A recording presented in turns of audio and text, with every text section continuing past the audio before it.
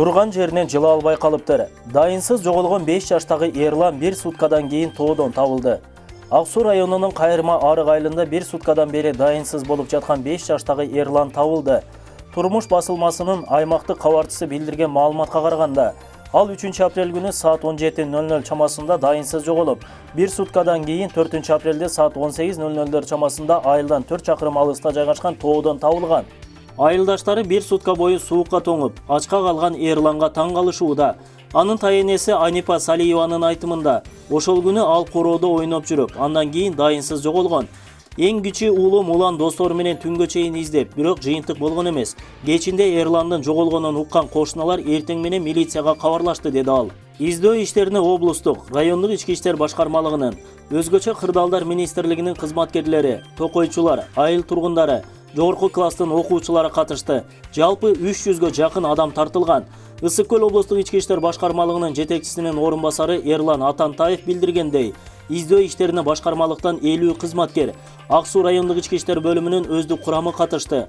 Саат 12:00 баштап кызматкерлер жакынкы айылдарды, той этектерин, айдоо аянттарын, кокту колотторду, суу жээктерин, айыл ичин текшерип, үймө-үй кыдырып чыгышты.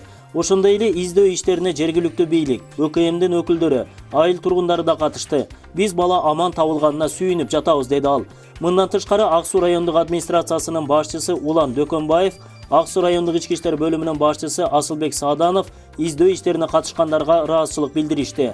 Эрланды айыл тургуну Иса Саламатов тапкан. Анын айтымында ал шок абалда болгон. Бир дөңсөдөн ашып түшкөндө аны көрдүм. Алгач аны көргөндө жоголгон балабы деп ойлоп кеттим. Ал турган жеринен жылбай, баса албай калыптыр.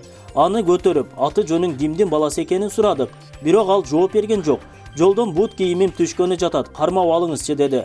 Андан кийин да жылкыларды көрүп, ой деп жиберди, деди Иса. Тайенесинин айтымында Эрлан чоочун адамдар менен сүйлөшчү эмес.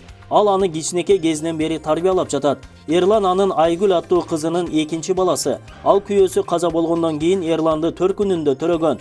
Биринчиден кызым кыйналат деп, экинчиден балага көнүп калгандыктан өзүм алып калдым, деди Салиева. Ак Суу райондук ооруканасынын жандандыруу бөлүмүнүн башчысы Бурлай Жусупова билдиргендей, учурда баланын абалы туруктуу деп бааланып жатат. Анын өмүрүнө коркунуч жаралган жок. Булак турмуш кейжи. Айта бериңиз, эмне болгонун айтсаңыз. Ошо жок гана издеп таппай, таң атыкты түн ортосуна чейин издедик. Кечээ канчада жок болуп атат? Ошо жерде ойноп турган, дарбазаны ачып бери жаап ойноп турган. Ошо жерде жок болуп атат. Кечинде издедиңиздерби? Кечинде балдардын баарын алып чыгып издегенбиз бала. Дөңгө чейин сууга чейин бардык. Сууга алып кетти. Мурда мынтип кетип калчу эмес беле? Мурда чыкчу эмес эч жака. Эмне деп ойлоп атасыздар? Каяка кетип калышы мүмкүн? Ой, билбейм, таппай атат. Табылат деп эле баары айтып атышат.